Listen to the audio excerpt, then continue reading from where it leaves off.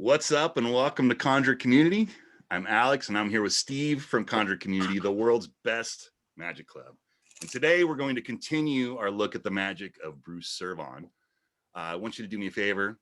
Real quick, go and hit like and subscribe and you'll be notified every time we go live with a new video. How you doing, Steve? I'm pretty good. Good. Awesome. Do people like and subscribe? Like when we tell them to like and subscribe? I mean, like there's a bunch of people on the call. Are you all liked and subscribed? I hope you are. Well, I think a lot of the folks that are here with us are club members, so I'm sure they're all like. But then they should like and subscribe for sure. They should like and subscribe, but in theory, we're getting other folks too, and maybe they join the club. We hope join us. Hey, we're here every day. Well, not every day. Come and hang and do magic with us. It's really awesome. We just mosh magic. That's right. So today we're going to continue our look at Bruce Cervon. There's a lot of magic that we've been looking at from Bruce, and the stuff that we're looking at today is specifically from those Vernon Chronicle videos that he put out to promote those books. And those books were basically Bruce's notebooks of what he learned from Vernon going to the castle when he made the pilgrimage to Hollywood and decided to be a student of Vernon. Him and Larry Jennings were the two most notable. They came and sat at the feet of Vernon so that they could learn the ways of Vernon. That's in the mid 60s. Oh, the mid 60s. So that was my impression was always late 70s, 80s, but there's all that too. I mean, really, there were these notebooks, the unrefined notebooks were released maybe 5-10 years ago, right? And they were, thick volumes, 600-700 pages, and there was like 5 of them.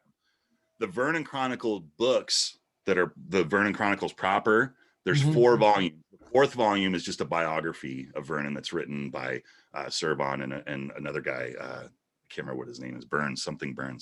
It doesn't matter. The first 3 volumes. No, I'm just kidding. If only. If only.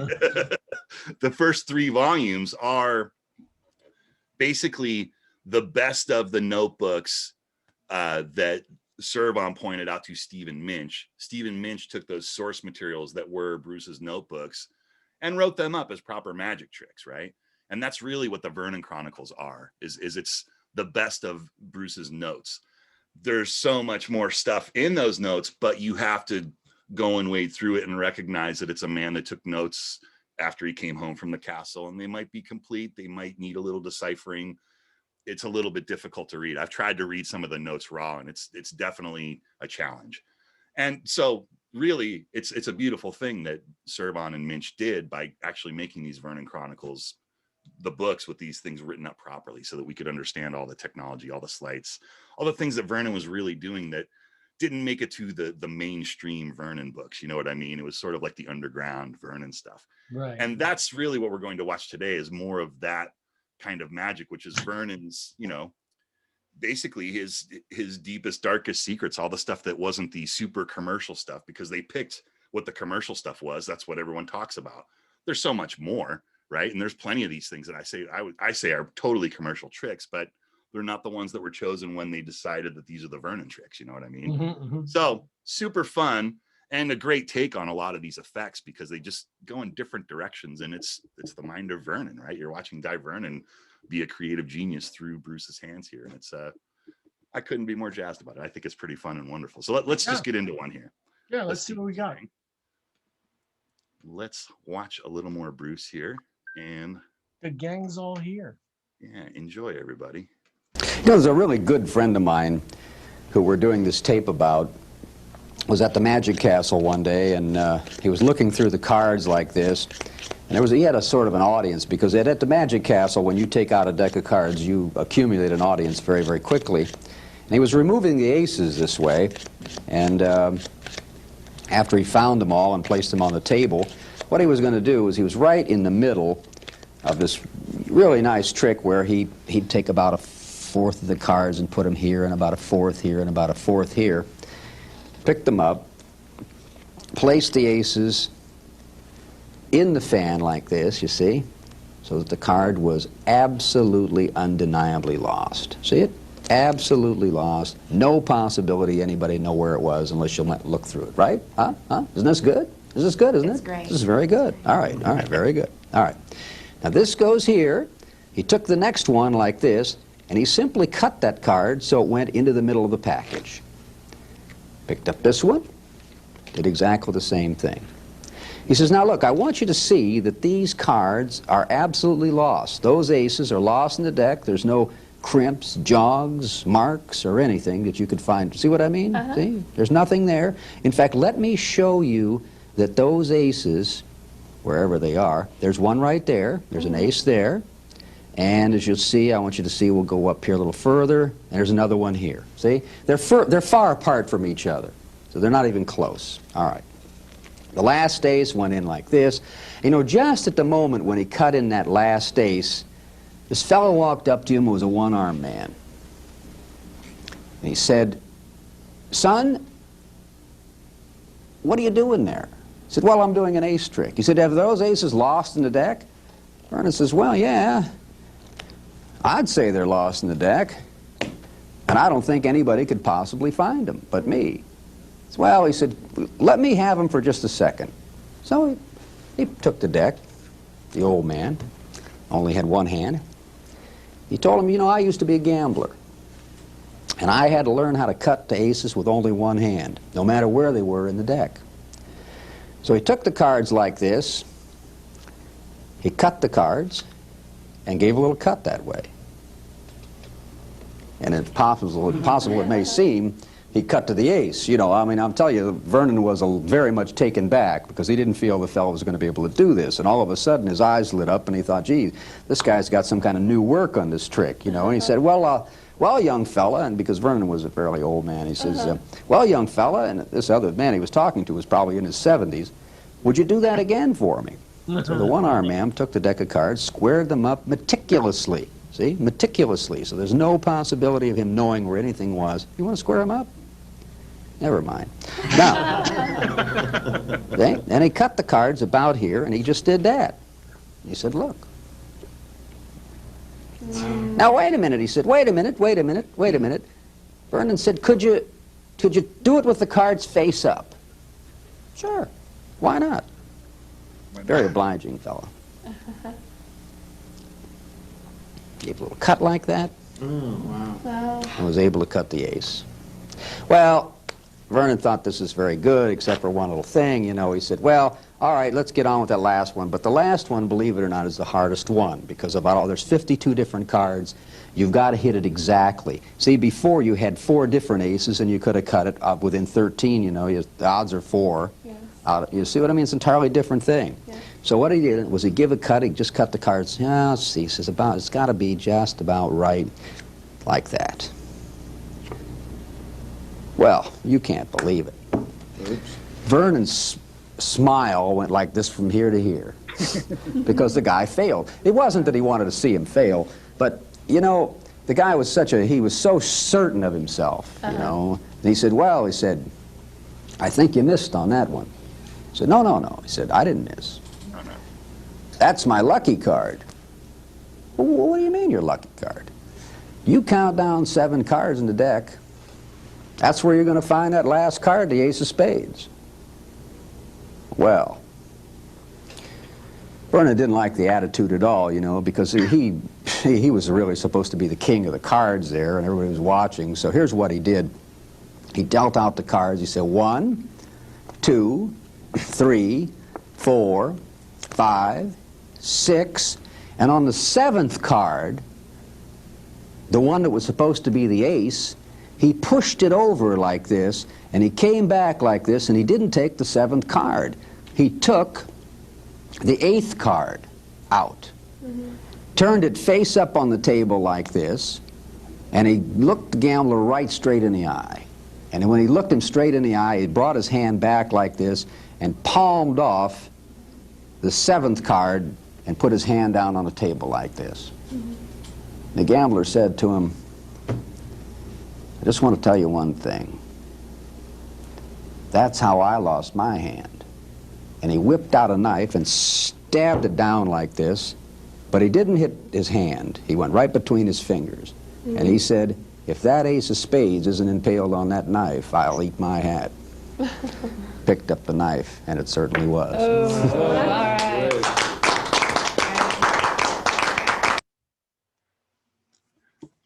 Good. Good stuff right there. I love it, man. And I'm usually not a fan of something where they expose a magic method, but for that story, it's like totally perfect. And, you know, I love it. I love every bit about that. It's really cool. Yeah, it's definitely great ace cutting. I also love the tally hose. Yeah. How can you not love the tally hose? You Tally know, hose are pretty wonderful. I don't know why that strikes me. It's just like, it just always seemed like the professional deck, you know?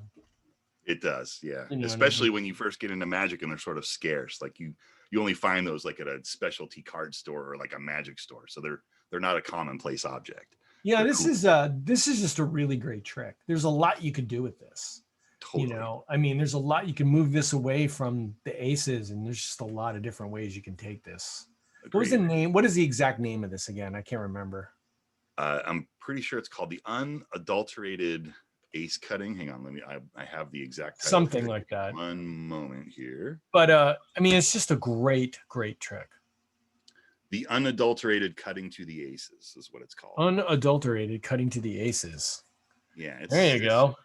That one got kicked around for a while. Come up with a name. Exactly. You know? Yeah. I love it when he does it face up. It like proves everything that happened right before. Right? It's so good. So it's strong. Just all the way around. Yeah, it's just an example of one of those tricks where you can entertain a table with a deck of cards. No doubt. Yeah, it's a solid 5 minute piece. Yeah, and it's just a little, and it's loosey goosey. It's not 1,000 moves or anything, you know. Exactly. It's more about connection and telling the story and a couple of things, and you know, and people are like loving it. No doubt. You know? Pretty cool. Pretty cool. All right, let's continue on. Let's watch this this next clip, and it actually sort of picks up like right where we left off in the action here. So let's continue on. You know, I've been paying entirely too much attention to you young ladies, and I think John really is the one here. He's feeling kind of left out, actually. John, what I'd like you to do is, I'm going to do this is a very intriguing trick, and these are just thoroughly shuffled cards. I want you to do the same thing you did before. With your left thumb, you take a little teeny peek at one of those cards, and unfortunately, nobody else knows what the card is, but I don't think that really makes. You'll find out later. You'll find out later. All right? All right. Now, you did peek at a card. You're not going to forget that. See, if you forget the card, I look real stupid at the end of the trick. You know what I mean? That's what's bad about magicians and people forgetting cards. I just don't hate to have that happen. Look, let's do this. I'm going to try to find your card, but in a rather peculiar manner. Let's see. What we're going to do here is COVID. COVID. Yeah, I think I'll find your card, but I'm going to do it in a very peculiar manner, and you're going to see why that this is a peculiar manner of finding your card. What I have to do is, let's see.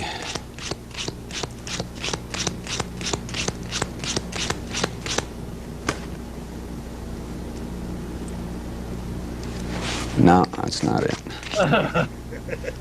No.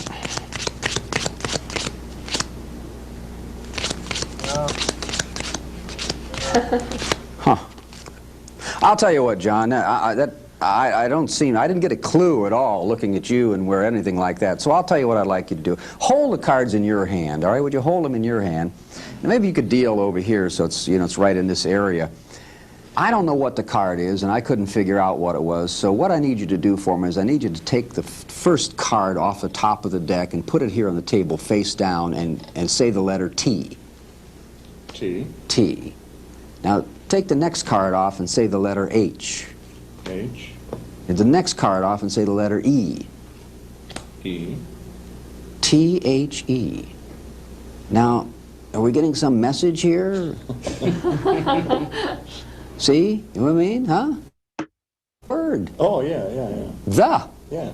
See, this is good. Spells of the. See? This is educational. You can The. All right. Okay. The. All right. The. And now, since you're the only one who knows what your card is, you spell the value or the number of your card. Okay. Like letters. Okay. You know, if it was a 3, don't put 1, 2, 3. You'd spell it T-H-R-E-E, you know, right here. Out loud so everybody can hear. The. Okay. F. No, we'll put it over here. Oh, F-I-V-E. The 5. Yeah. We are really getting along here. The 5. All right. Now, over here, you're going to spell the 5 of. Okay. O-F. O-F. Now, we have a suit to this card, don't we? Mm-hmm. So you'll spell the 5 of and the suit over here. Okay. C-L-U-B-S. How could have any done any better than that? I cannot imagine. I cannot imagine anyone doing better than that.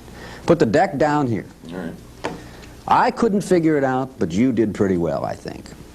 Over here, where you spelled the, look at this, we have the 5 of hearts. Over here, where you spelled 5, the 5 of diamonds. Over here, where you spelled of, the 5 of spades. And over here, where you spelled clubs. No way. Oh. No. Remember the gambler I told you about? That's my lucky card.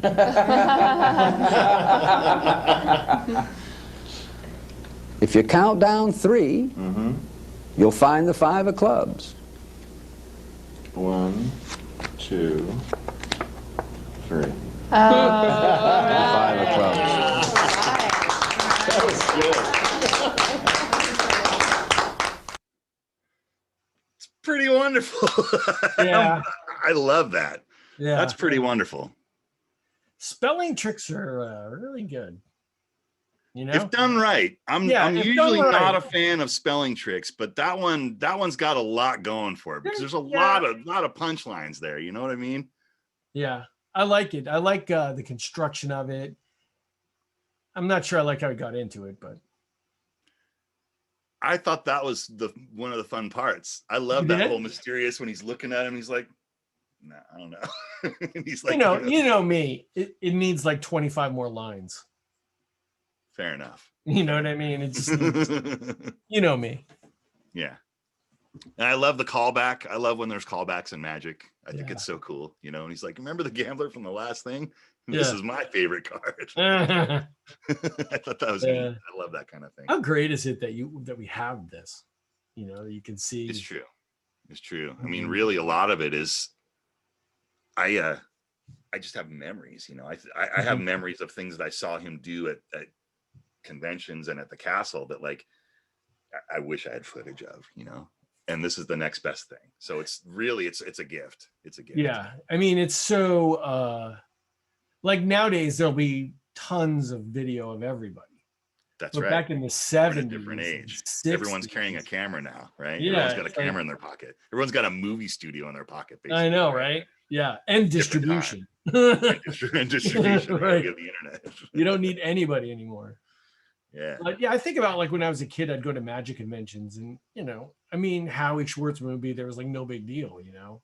Totally. They're just And- the guys that are at the conventions, and you take it for granted for all I was those in years. New They're just the Jersey, so staples. it's like Right. He's right Ran- there. The So amazing he's- Randy lived in Rumson, New Jersey at that point. Right. He'd So he's show not going up to miss your convention. That's to your this convention. crappy little convention, you know, at Hey, some it's what he hotel. loves. Yeah, he's one of It's what he us. loves, just like us.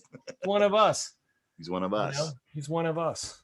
Yeah, it's really awesome, man. Yeah, I have so many memories of all of that kind of stuff. And you know, it is nice that nowadays as a magician, you do have all this footage and you can really like see how someone's doing something and get multiple performances of the same kind of piece, just so you can really study it and understand why the thing works and how it's doing what it does.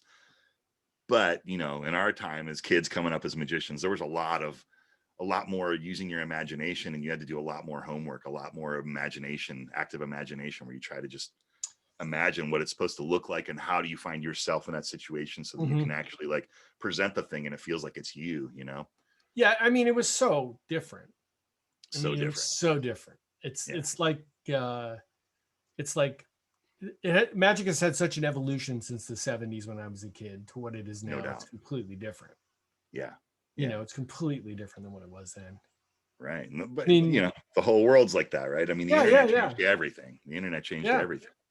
Well, It used that's to what be that happens. It was all in person. Yeah, people come, people come along and they push that that envelope out a little farther, or they add their own special sauce to it or whatever it is. Yeah, And then yeah. that becomes like the standard that people look at that and go, I want to be more like that. And then, then they take and they put, that's the thing. I want to be like that is fine, but you need to be like that, but put your special sauce on. But be you still. Yeah. It's not just do that. Right. You know what I mean? It's just like be like that is different than. Right. Well, it's a lot more like because it wasn't like what we were talking about before, where you didn't have like a video, you didn't have like a true example of what exactly happened. It was like what happened in the moment, your impression, your memory of it. You go home and woodshed and figure out whatever it is you're going to do with that piece, even if it's just like an inspiration came from that to inspire something else. By its very nature, it's going to be something completely different because you have so much more of yourself invested in that process. As opposed to when you have a video, it's really easy to just start, oh, well, that's the word I'll use. He said that works. Yeah. Right. It's really easy to just like take all of it and just like say, well, I'll be that. Yeah. And you know what else too? I think that's 100% true. But when you're home alone, you're just working with a video. There's no sounding board. There's no one you're working with. There's nobody to put their hand on your shoulder and listen, Right. Well, that's a whole other problem with magicians, right? Magicians are happy to work on their own. Magicians don't really. So everything. Yeah, they don't get a director. Everyone's just incubated in everyone's own echo chamber. Exactly. And some people are better at it than others. Some people are really good at remaining objective about what they're doing, like as if they can take their, I don't know how you want to say it, like look back at what they're doing and judge it for what it is, as opposed and most of those folks are pretty good in terms of stepping outside of themselves enough that they have a camera and they're recording, even in old school. Yeah, and that's a great thing to do. Yeah. All of the best magician friends that I had, they all had video cameras, and I got a video camera immediately. It was like, oh, this is the only way to practice. You have to see what they're seeing. Otherwise, you're just you're too much in your own skin and you can't be objective about it, Yeah. But, true. Very true, man. Different times. It's so lucky that we have this. I mean, we've been doing these for over a year, I think, almost a year now, right? Yeah, right. And we've talked about so much magic. So many different kinds of magic. So many different right? kinds people. of magic. Yeah. It's pretty awesome. Yeah, this has been a fun ride doing this. It's definitely one of the highlights of the pandemic is that we've been able to look at all this magic intensely like this, if you can even call it a highlight, but Is David, are you saying that Bruce Cervon died at 65 of throat and lung cancer? Is that correct? Yes. Oh, very interesting. Yeah. He was gone too soon. Man. But he lived for the nightclub, all those guys, they were living for the castle because it was like, they were doing the castle and then they go out on the weekends that they're not working the castle and they're working for the Hollywood elite. Like I remember when I got, I was like an outsider that came into the inside in a couple of aspects with some of these things. Like I remember hanging out with Johnny Thompson in Vegas when I first started hanging out with Aaron and Lee and like all these guys were all hanging out in Vegas and just, sitting at the foot of the master. Yeah. And listening to Johnny tell stories, and Johnny recognized that I was one of the guys that was in the group. And at a certain point, no one was available to work this show. And it was a friend of Johnny's, a dear friend of Johnny's. She was a director that worked on Broadway and it was her husband's birthday and it's up in the Hollywood Hills. And I get the call, hey, the boys all say you're ready. And Johnny called me up and I got this like high paying, killer close-up gig in the Hollywood Hills. And it like changed my life, Oh, yeah. But that was like, I had like a little taste of it. Like, that's why the guys are going to the castle so that they could be living that lifestyle, working those kind of shows. And when they aren't doing those shows, they're working the castle. And it was like, oh, wow, it's a whole other world. Like got deeper and deeper indoctrinated into the whole thing. You know what I mean? And it's beautiful. I mean, it's one of the reasons I'm so giddy about magic is to be able to see all this stuff really go down. It makes me love it even more, I have to say though, that like is so romantic sounding to me, which I know this is crazy, but like, I just grew up as a kid reading like the Scarney books and all that stuff. And it just always seems like, there's cocktail parties and there's, it's like, and it's like Hollywood elite and there's celebrities that are hanging out at the party. Like, and you have to play it cool because you still got to just be the guy doing magic and you can't like, get starstruck and geek out on the fact that like, oh my God, that's my favorite so-and-so from so-and-so, you know, it's weird. Yeah, it really is. It's definitely, it definitely sounds romantic in a way, you know, it's like that thing we all hope to do. The castle is magical in that way. I really look forward to CC as a group going and sort of hanging out at the castle more when things get back to normal, because it's its own thing. There's nothing else like that in the world. And it's, you know, I definitely consider myself fortunate that I've been able to even be able to hang out as much as I've been able to at the castle with the folks that I have, you know. The life someone just put in there, you know, we work much better parties than we get invited to, you know. Sometimes it's true. I've been to some pretty great parties. I've definitely been to some parties. I knew that, you know, if I wasn't Mr. Funny Guy with the cards, I wouldn't be there. You know, the other thing that happens out of that is it inspires the other parties that I go to. I definitely mention some of the things that I see at some of the parties I go to. You know, we're like off topic, but you know, Sure. I have to tell you, for me, okay, I was thinking about this the other day, you know, because I haven't really been alone in my car in a while, you know, because we're just locked up. I used to like get in the car, drive 6 hours, go do a gig, stay the night, drive 6 hours back, spend alone time, you know, thinking time. Right. You know, totally. I happen to be alone in the car. And I was thinking, I was like, man, you know, it's like I haven't gotten in the car and gone somewhere and done something like that in a while. And then I started thinking about it. I was like, you know, there's a certain, I don't know what the word is about it, to like just hit someplace. There's 100 people in the room. You get to work the room. Everyone's happy to see you. This is your job. And then you go, it's like a certain, I hate to say magic about it, but there is. I guess the point I'm trying to make is it's no lesser to like drive 2 hours out of here to some rural town and kill the farm cooperative awards dinner. You know what I mean? Yeah. Or go work for elites at the Magic Castle. It's like you probably make more money with the elites, but it's still pretty awesome to go kill that. People are people. Human beings are human beings, and you're hitting them all at that same spot, and it's really primal, right? Magic is a primal thing. I'm telling you, one of the fun things I get to do in the spring, I do a lot of agricultural dinners. Sure. So it's all like seed companies. I work a lot of those too. I'm in sort of the middle of California in Sacramento. There's a lot of farming. And I'm surrounded by a lot of farming communities. So I know exactly what you're talking about. And I mean, it's just the best people, the best, you know, the best environment. It's just so much fun. Yep. And they want to party just like everybody else. And they want to have a good time. Everyone wants to have a good time, man. Humans are humans, no matter what. Humans are humans. Yeah. Doesn't matter where you live. We all want the same basic things out of this place. We all want to be entertained. So whether or not you get to work for the elites at the castle, you can work for a lot of it. Doesn't matter. It's nice that a couple of those stories exist in my life. But I mean, the reality is those are a couple of exceptional things that have happened in my life. I mean the majority of them I'm working for people that just have parties, you know. You've told me some other stories about rock stars and stuff like that. Sure. That's pretty freaking cool. There's been some moments in my life that I've been very fortunate, and I've been able to stand next to people and do the things that I love. And, you know, I definitely have some fun stories, and, you know, I can die a happy man tomorrow. There's no doubt. Well, let's hope not. No, I'm not saying I'm welcoming that. I'm just saying, you know, I definitely, I don't take it for granted that I've had all the stuff happen to me that's happened. Gil says he did a show in Hicksville, Indiana, real name of the town, Hicksville. It seems like a place where an ag show would happen, though. Seems like it. In Indiana, a place called Hicksville. I go out to Indiana legit. Quite a bit. All right, let's do one more here. This one's a little bit different. This one is there's no talking in this. There could be talking in this, and you'll see right when the thing starts. It could be either way. But it's I think it's one of the more beautiful things that Vernon ever did with coins. And this is a thing that actually Fred Capps, the moment he saw it, he said, I need you to teach me that now. That needs to be in my act at this moment now. And we've talked about this trick before, but it's really, we'll talk about it in a minute, because it's beautiful to behold, and we should just have fun and watch this thing. So let's do that, and we'll be back in a sec.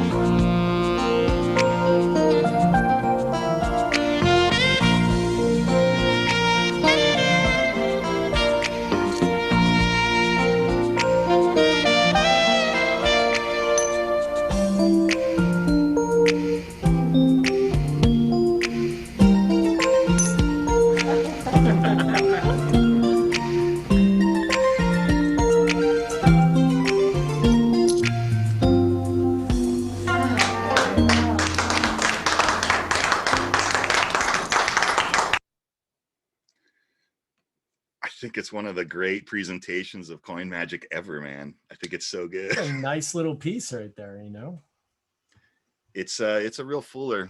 It's we definitely have it in CC. It's in the back room. I was gonna say, I taught that. I remember, honestly, that was really one of my first things that I learned of Bruce Cervon and really Vernon, right? But I saw him the first time I saw him at a convention. He was promoting the Vernon Chronicles, and he was doing that trick. And and I asked the right questions, and Bruce was really kind to me and helped me learn how to do a downs palm. He helped me learn how to do that production sequence.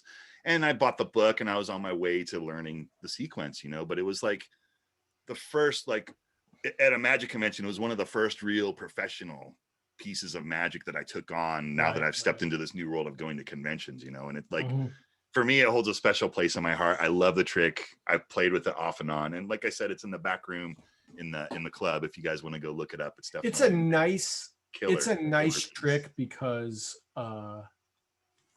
you could really do a close up or stand up. I mean, you could certainly do that parlor. I mean, in the right circumstances, you could do it for a fairly big crowd. Generally, when I do a stand-up piece, I try to have some coin piece in the show, no more than 5 minutes, but I definitely, I'm a coin guy, and I love coin magic, and I find a way to just put like 5 minutes of coin magic into my show. And that's one that will rotate into that spot, because it's just killer. Everyone can read it from far away. Everyone gets the magic that's happening in that thing. And it's just strong magic. Real easy to translate. Everyone understands.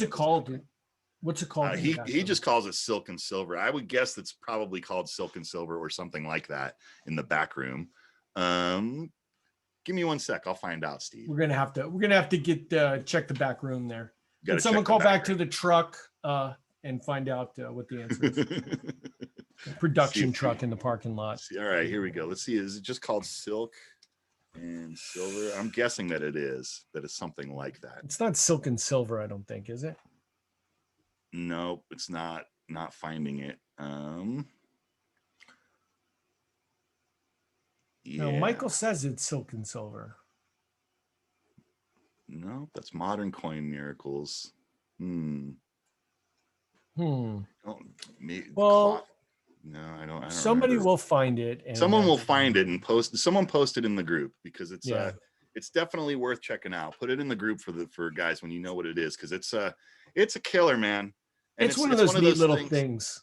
It's ungaffed. It's one of those things that's good to just go through, and you get the muscle memory of it, and it's fun to practice. It's fun to do in the mirror. It's just it's got everything going for it that a good coin trick in my mind has going for it. It's not too tough to learn. It's definitely reachable. That downs palm is the hardest thing, and that's that holding that coin in that secret concealment, so you get this look. And I think, but even within that, I still give you some substitutes for that. I was just going to say, if you don't want to go that way, there's 5 or 6 other ways you can go. There's other ways. Yeah. But the technology of why that thing works, it's just so much fun. Like I said, it's fun to practice. It's fun to stand in front of a mirror and do that thing. I really love it. It's just hopefully someone will post it in the group. Really. Yeah, it's awesome, man. I mean, it's the kind of trick that stands the test of time for sure. Yeah, no doubt. Seen that for a long time. Yeah, totally. Right. Slytherin Silks. There, Slytherin Silks. I thought that was Slytherin Silks is the color changing silk. I'm pretty sure that's the color change. Yeah. Yeah, I think so too. But I'm sure someone will. That one's a good one too. There is so much magic. There's so much magic. My dogs are losing it. Can you hear it? Yeah. They're losing it right now. Trouble. It's like Amazon, man. That was corporate calling. Alarm. I just hung up on corporate. I just hung up on corporate. But I forgot what I was going to say. We don't have the vacuum. They still have to call us on phones. Yeah. Well, corporate is definitely keeping an eye on us. I think that's the case. Definitely keeping an eye on us. But what I was going to say about the coin trick, it's like, this is the kind of thing where, if you take a week and it'll probably take about a week to master it, wouldn't you say? It takes less to learn it. Yeah, just to get the sequence down, and then after that, then it's it's like all coin magic. It's a week you just got to work with it to master. but it's a kind of thing that you could just have Expansion that of texture is a different one. That's the color, the copper silver routine with the silver coin and the copper coin going through the handkerchief. That's expansion of texture. You know, this is the problem we have at Conjurers Community. Okay, There's just too much good magic. Well, yeah, but the thing is, we didn't have like a plan. We're like, let's do another one. Let's do another one. What you call this? Call that. And it's just filled. We just like, That's true. you know, constantly just making videos and throwing them in the back room and doing shows. We've done so many things. And then once we started doing OFT, then it's just like, there's a lot of magic in there. There's a lot of magic, a lot of magic, you know, and I wouldn't even say you can search it well. Right. We're getting better at that part. That's for sure. We're working on it. We're working on it, but there's just so much of it. Yeah. It's so much. Let's move into the after show here. And let's we're gonna do an after show. All right. Yeah, let's say goodbye to everyone on YouTube. Thanks everyone for joining us today. Do us a favor, hit the like button, which tells everyone we're doing a good job with these videos. And while you're at it, subscribe to Conjuror Community right now so you'll be notified when we go live with our new magic videos. By the way, if you've never tried out a proper magic club, you should check out our club, Conjuror Community Club. Thanks for joining us, and we'll see you on the next one. Bye, everyone. There you